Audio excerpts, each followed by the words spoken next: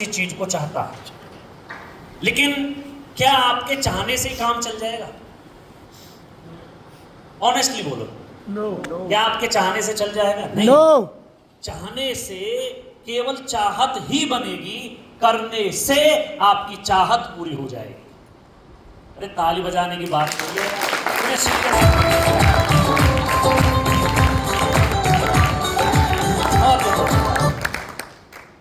मस्त रहो, बिल्कुल करते रहो। और ताप सर ने बोला ना भाई, करना आप ही को पड़ेगा। अगर आप इंतजार कर रहे हो कि ये कर ले, आप इंतजार कर रहे हो कि ये कर ले, फिर आप तो क्या करोगे? Thank you. आप तो फिर मस्त रहोगे। हाँ ये सही है, अभी तो थैंक यू पे है ना।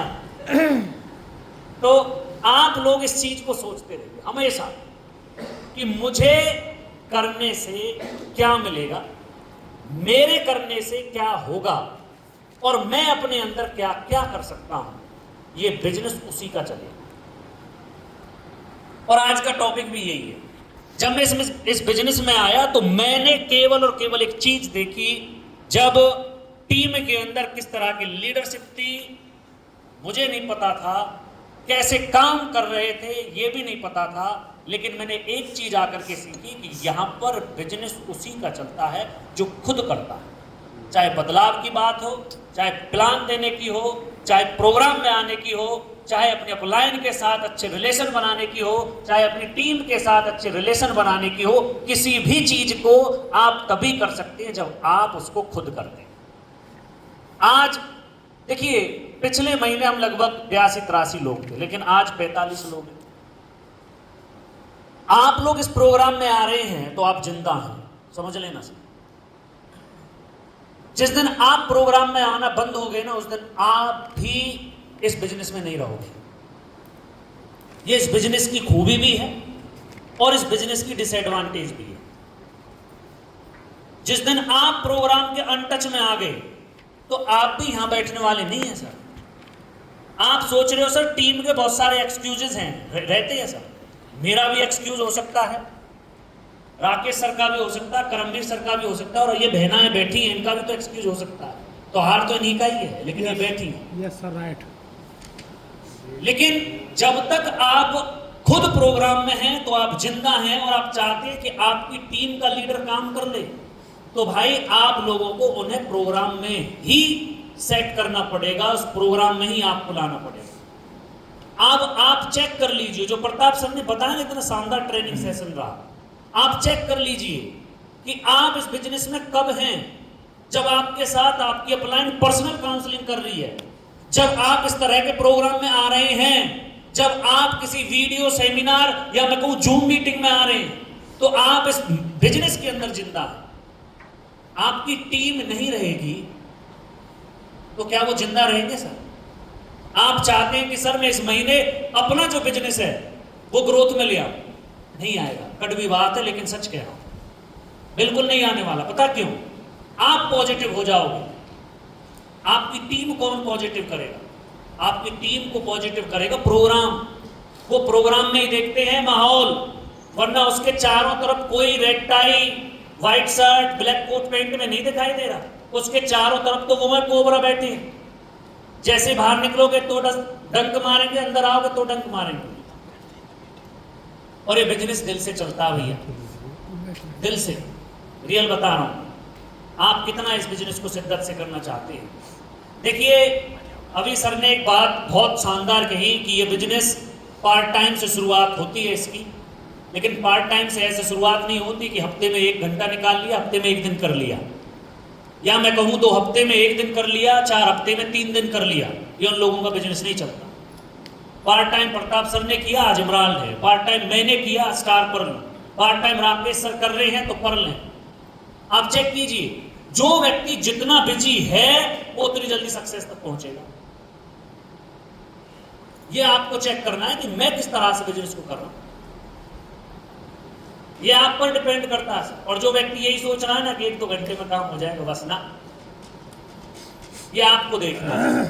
और आज इस बिजनेस में जो बहुत इंपॉर्टेंट चीज है उसके ऊपर मैं डिस्कस करूंगा, और वो डिस्कस इतना शानदार रहने वाला है। बस आप लोग केवल यहाँ पर पेज बदलने के लिए आए हैं, केवल अपनी आंखों की एक्सरसाइज करने के लिए आए हैं, अपना आर्कस मिटाने के लिए आए हैं, तो आप लोगों के लिए ट्रेनिंग सक्सेसफुल नहीं है। बस ये सोचना है कि ये चीज मुझे आज के बाद अपने अंदर इंप्लीमेंट में लानी है। और जिन लोगों ने इस चीज को लाए हैं उनका बिजनेस भी बढ़ा, उनके प्रति लोग अट्रैक्टिव भी रहे। और ये बिजनेस अट्रैक्टिव किस लिए है, आप ये सोच के देखो, आपके साथ क्यों लोग जुड़ रहे हैं? कुछ तो आपके प्रोडक्ट में कुछ ना कुछ खूबी तो होनी चाहिए, तभी तो वो जुड़ रहे हैं। अभी बताया ना, डॉक्टर साहब के बाल नहीं तो डॉक्टर साहब के बाल लगे। वैसे ही इस बिजनेस में प्रोडक्ट को देने से पहले खुद को अट्रैक्टिव बनना पड़ेगा। और कोई भी व्यक्ति कंपनी के साथ शुरुआत में नहीं जुड़ता, कोई भी व्यक्ति शुरुआत में किसी प्रोडक्ट के साथ नहीं जुड़ता।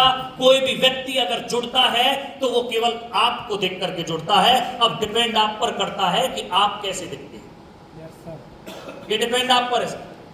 आप किसी से मिलने के लिए जा रहे हो तो आपकी लुक कैसी होनी चाहिए, आज उसी पर मैं बातचीत करने वाला हूं।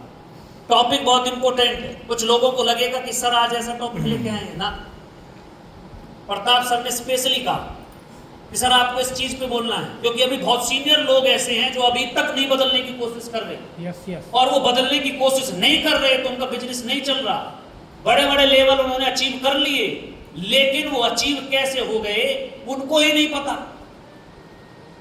अगर आपको इस बिजनेस में सेट रहना है, मस्त रहना है, बरकरार रहना है, तो ये चीज आज आपको अभी से ही करनी पड़ेगी, अभी से शुरुआत करनी पड़ेगी। क्या है वो? है आपकी पर्सनैलिटी। पर्सनैलिटी इस बिजनेस के अंदर क्यों जरूरी है?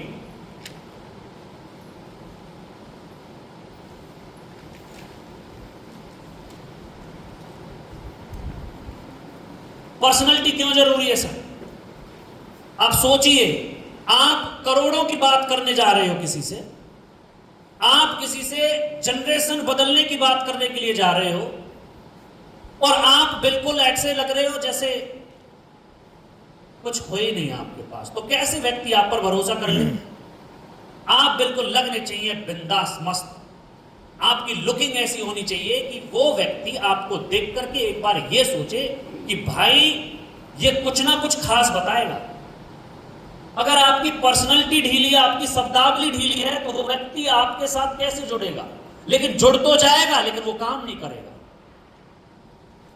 काम अगर उस पर करवाना है तो आपको बिल्कुल वेल बिजनेसमैन की तरह बनना पड़ेगा, क्योंकि आपने उसको क्या दिखाया प्लान में? क्या आपने केवल उस व्यक्ति को प्लान में प्रोडक्ट दिखाए? आप प्रोडक्ट नहीं दिखाते, उस व्यक्ति को आप रॉयल्टी तक लेके जाते हो। आप उससे प्लान में बताते हो कि सर ये प्रोडक्ट यूज करने से आप रॉयल्टी ले सकते हो और रॉयल्टी आपकी पीढ़ी को जा सकती है। ये बताते नहीं बताते? क्या केवल नमक मिर्ची बांट रहे हैं हम? मैंने तो अपने प्लान में उसको ये बताया। अब आप सोचो आप क्या बता रहे हो। लेकिन अगर आपके पास आपकी पर्सनैलिटी नहीं है तो वो केवल आपसे प्रोडक्ट ही यूज करेगा, बस। आपसे बिजनेस नहीं समझने वाला हो। आप अपने अपलाइन को पता क्यों बुलाते हो? आप क्यों उनको आपकी जरूरत पड़ती है? वो इसलिए पड़ती है कि वो आपसे बेहतर दिखते हैं, बस। दूसरी चीज है ही नहीं सर। मुझसे बेहतर राकेश जी बताते हैं, मुझसे बेहतर मुंशी राम जी बताते हैं, मुझसे बेहतर करमवीर जी बताते हैं। अब आप सोचिए, आपकी पर्सनैलिटी है क्या ऐसी? आप कब अपने अप्लायंस के बगैर अपने आप को साबित करोगे? अभी हम और प्रताप सर गाड़ी में आ रहे थे, एक चर्चा चल रही थी।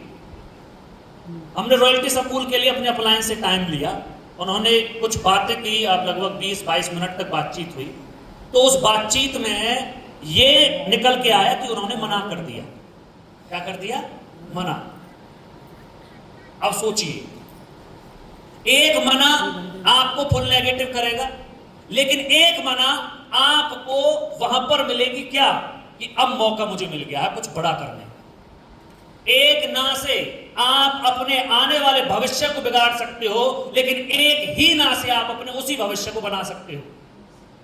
बहुत सारे लोग कई बार ये सोचते हैं अपलाइन ने टाइम नहीं दिया, वो इधर उधर बताता रहता है कि मेरी अपलाइन मुझे टाइम नहीं दे रही सर। अरे भाई तेरे पास मौका बन गया, अरे अब अपलाइन से बेहतर बनने का मौका है तेरे पास। और मैं प्रताप सर से एक बात बोल रहा था, गुरुजी धन्यवाद करता हूं मैं तो उनका धन्यवाद करता हूं अप्लायंस का। जब भी मैंने किसी भी अप्लायंस से कोई चीज पूछी तो वो ये बोलते थे सर आपको खुद को ही करनी है। मुझे मौका मिल गया, मैं YouTube से सीखता और उसको करता, और प्रताप सर से बोलता देखो सर मैंने कर दिया। किसी भी चीज को लेकर के मैंने अप्लायन को दोष नहीं दिया कभी, अपने आप को उसमें काम करना शुरू किया।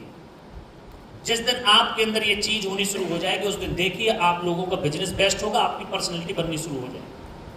दूसरा, अभी कल मैं अपने कुछ लीडर्स के साथ बैठा, वहां पर चर्चा चल रही थी टारगेट को लेकर के। लीडर्स क्या, वो आपके अप्लायन में राकेश जी, रोहता जी, जोगिंदर जी, हम तीनों चारों साथ एक साथ बैठे। तो वहां जूम पर बात चल रही थी। मैं राकेश सर से बोला सर आपको ना आज से अब टारगेट देनी। मुझे लगता है कि राकेश सर को उस टाइम बुरा लगा, लेकिन बाद में पूरी चीज समझने के बाद राकेश सर ने कहा बिल्कुल आप सही कह रहे हो। जगदीश सर सभी जानते कितना अच्छा टारगेट देते हैं। उनका रिप्लेसेबल प्रताप सिंह आ गया। प्रताप जी ने वही चीज लीडर्स के अंदर देखी कि मेरा रिप्लेसेबल कौन है। आप देखें ना पिछले 1 साल से प्रताप सर कितना जूम पर हमें टाइम देते हैं, नहीं दे रहे ना। क्यों? उन्होंने चेहरा बदल दिया, उन्होंने हर चीज सिखा दी सर हमें। अब मैं ये सोच रहा हूं कि मुझसे बेहतर टारगेट कौन दे सकता है। बुरी लगेगी लोगों को, लेकिन मैं भी तो यही चाहता हूं। उस टाइम मुझे भी बुरी लगी थी, लेकिन मैंने उस चीज को बुरा ना मान करके मैंने यही सोचा कि मुझे मौका मिल गया, अब मैं कुछ करता हूं, क्या करूं ऐसा खास। राकेश सर से एक चीज पूछी, सर आपका रिप्लेसेबल कौन है? क्योंकि प्रताप सर हर मीटिंग में, हर काउंसलिंग मीटिंग में, चाहे कोई सेमिनार तक हो, उसमें एक ही चीज जरूर बोलते हैं कि ये बिजनेस डुप्लीकेशन का है। और मेरी समझ में ये नहीं आ रहा कि आप लोग इस बात को कब दिल तक पहुंचाएंगे सर, कि रियल में ये बिजनेस डुप्लीकेशन का है। आप अपने से अलग किसकी कॉपी तैयार कर रहे हैं, सोचिए यार। मैं कभी कभी ये सोचता हूं कि लोग बुरा मान जाएंगे, लेकिन मैं ये नहीं सोचता, बुरा तो मानेंगे। और हर टीचर को ज्यादातर सभी बुरा बताते। राकेश सर से बोला कि सर अब आपको आज से टारगेट देने, और उस टारगेट को हर लीडर करेगा। आपके टारगेट को हिट करवाने के लिए मैं मीटिंग में दूंगा, मैं मीटिंग में आऊंगा। लेकिन आपने जिस दिन ये चीज सेट कर ली तो एक चेहरा रिप्लेसेबल हुआ नहीं हुआ। यही है बिजनेस डुप्लीकेशन। डुप्लीकेट करिए। आपके जैसी पर्सनैलिटी किस व्यक्ति की है आपकी टीम में, चेक कीजिए ना भाई, चेक कीजिए। कई बार हम सोचते हैं यार अपलाइन का चेक आ रहा बहुत अच्छा, मेरा क्यों नहीं आ रहा? पता है इसके पीछे का कारण क्या है? भाई आप बिजनेस में हैं, लेकिन आप ऐसा क्या बदलाव कर रहे हैं कि जिससे कि आपका भी चेक अच्छा आने लगे। सारा कुछ किस पर डिपेंड कर रहा है? बदलाव पर। इस बिजनेस के अंदर personality is very important, because of हम लोग एक 7 पीढ़ियों के बिजनेस के अंदर हैं। हम लोग अपने आने वाली पीढ़ियों को सुरक्षित करने के में हैं, तो हमें पर्सनैलिटी की बहुत जरूरत है। अब पर्सनैलिटी है क्या, समझिए। Dress code, personality is equal to dress code. मैं फोटो ढूंढ रहा था, लेकिन ये फोटो क्यों मैंने लगाया यहां पर? सभी मेरी अपलाइन में है सर, लेकिन अपलाइन के पीछे मेरे टीम के साथी भी हैं, सारे के सारे। ये फोटो बड़े उससे मिला, सभी साथी मेरी टीम के, और सभी के सभी मेरी अपलाइन। आप चेक कीजिए अपलाइन की ड्रेस कोड, टीम की ड्रेस कोड कैसे लग रहे हैं। बढ़िया। ड्रेस कोड हर प्रोफेशन के अंदर है। अगर कोई कार ड्राइवर है ना, उसकी भी ड्रेस कोड है सर। अगर कोई मैकेनिक है तो भी उसका ड्रेस कोड है। अगर कोई पुलिस वाला है तो भी उसकी ड्रेस कोड है। अगर कोई बच्चा स्कूल में पढ़ता है तो वहां पर भी ड्रेस कोड है। अगर वकील है तो भी उसकी ड्रेस कोड है। हम लोग क्यों अपनी ड्रेस कोड को नहीं मान रहे? और आरसीएम बिजनेस के अंदर आप लोगों ने जिस दिन ड्रेस कोड में आना शुरू कर दिया, खासकर रॉयल्टी स्कूल के अंदर, मैं गारंटी दे रहा हूं उस दिन आपका बिजनेस बढ़ना शुरू हो जाएगा। पहले आप अपने आप को ही मानिए। मैं कई बार कहता हूं भाई रेड टाई कहां आपकी? कुछ लोग कहते हैं सर मुझे अच्छी नहीं लगती रेड टाई। भाई इस बिजनेस में कुछ भी चीज तेरे अच्छे लगने से नहीं चलती और ना चलेगी। Yes sir, yes. तेरी हर चीज इस बिजनेस के अंदर जो चलेगी वो चलेगी वो जो तुझको अच्छी ही नहीं लगती। और आप सोच रहे हैं कि सर मुझे अच्छी नहीं लग रही, तो आपके अच्छे चलने से ना ना चलने से आप खुद एक दिन चले जाओगे इस बिजनेस को छोड़। और ये बताते हैं कि किसी भी काम में जिसमें बोरिंग फील होता है ना आपको, सफलता उसी में मिलती है। वहीं से आता है।